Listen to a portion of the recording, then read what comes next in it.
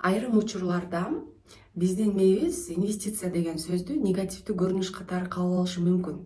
Бүгүн биз сиздер менен инвестиция деген эмне, инвестициянын түрлөрү жөнүндө сүйлөшөбүз. Деги эле инвестиция бул бүгүн акчаңызды сарптап, келечекте пайда алуу дегенди билдирет. Инвестицияны биз ден соолугубузга кылсак болот, окуубузга кылсак болот, карым катнашка кылсак болот, мамилеге, бир гана акча менен бүгүн салып, эртең пайда алуу дегенди билдирбейт. Мисалы сиз акчаңызды бүгүн сарптап, бир кандайдыр бир окуу сатып алсаңыз, ал окуудан үйрөнгөн бир методикаларды сиз келечекте пайдаланып, ошол окууга сарптаган акчаңызды көбөйтүп алышыңыз мүмкүн. Ошондой эле мисалы ден соолугубузга кылган инвестиция, курортко же бир санаторийге барсак, биз өзүбүздүн ден соолугубузду алдын ала профилактика кылып, келечекте дагы ушундай жакшы ден соолугубуз менен жүргөн бул дагы инвестиция. Реклама дагы бир инвестициянын түрү деп санасак болот. Себеби сиз бүгүн акчаңызды коротуп, келечекте кардарларыңыздын көбөйүшүнүн эсебинен пайдаңызды көбөйтүп атасыз. Эгерде акчаны көбөйтүү боюнча инвестиция болсо, анда анын максаты сатып алуу күчүн сактап калуу. Себеби бүгүнкү 100 сом, кечээкү 100 сом эмес, сатып алуу күчү убакыт өткөн сайын жогото берет. Анан саны боюнча да бир аз көбөйсө, демек эң жакшы результат. Инвестициянын түрлөрүн карасак, биз эң биринчи мөөнөтү боюнча карасак болот. Кыска мөөнөттүү бул 6 айдан 1 жылга чейин, орто мөөнөттүү бул 1 жылдан 3 жылга чейин, узак мөөнөттүү бул 3 жылдан 15-20 жылга чейин жана андан дагы узагыраак перспективдүү инвестициялар бул 20 жылдан өйдө. Бул жерге көбүнчө учурларда жана коллекционерлер инвестиция кылышат виного же балуу таштарга, зергерлерге, себеби алар убакыт өткөн сайын баасы көтөрүлөт деп перспективдүү инвестиция кылышат. Ал эми валюттук операцияларда криптовалюта да ушул жерге кирет. Мөөнөтү боюнча бир аз айырмаланат. Кыска мөөнөттүүлөргө бул 1 күндөн 7 күнгө чейин, орто мөөнөттүүлөргө бул 1 айга чейин, анан узак мөөнөттүү бул 1 айдан жарым жылга, 1 жылга чейин болуп бөлүнөт. Себеби биякта айлануусу оборачиваемость жана волатильность өтө жогору. Себеби бат эле кыска мөөнөттүн ичинде баасы көтөрүлүп же түшүп кетиши мүмкүн да. Буга себеп ар кандай маалыматтар, дүйнөдө болуп аткан жаңылыктар же болбосо көрүнүштөр, таанымал адамдардын билдирүүлөрү же бир сөз, намерение, догадки, ошолордун баары тең баягы валютадагы ылдый өйдө болууга себепкер болуп калышы мүмкүн. Кийинки түрү бул объект вложения. Тиркемеси боюнча капиталдуу, финансылык, анан спекулятивдик инвестиция деп бөлсөк болот. Капиталдык болгондо бул түздөн түз сатып алуу, куруу, өндүрүшкө же болбосо өндүрүштүн бир линиясын каржыласак болот. Мисалы жер участогун, контейнер, соода түйүн, бутик, сактоочу жайлар, складские помещения, өндүрүш жайлар, производственный помещения, ошолордун баары тең капиталдык инвестицияга кирет. Ошондой эле ишкерлердин окуусуна, алардын даражасын көтөрүү же болбосо корпоратив, тимбилдинг, ушунун баары тең инвестиция болуп саналат. Тимбилдинг, корпоративдер канчалык жакшы өтсө, көңүлдүү өтсө, жогорку деңгээлде өтсө, ошончолук ишкер өзүнүн убактысын жумушта өткөзөт.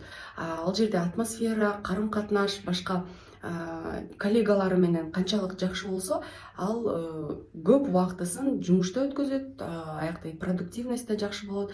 Ошондой эле кошумча суранычтар болуп калса, мисалы администрация, башкаруучулар тараптан болуп калса дагы, өзү и так эле жумушта жүргөн адам алардын суранычынан баш тартпай дагы кошумча иштеп жүрө берет деген максатта корпоративдер жакшы ушинтип көбүрөөк өткөзгөнгө аракет кылышат.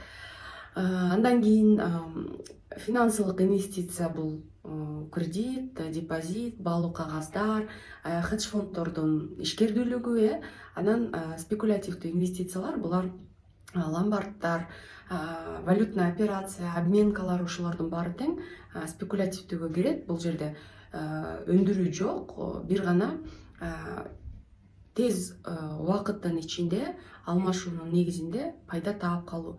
Көп учурларда биякта пайда дагы көп, анан риск дагы өтө жогорку деңгээлде.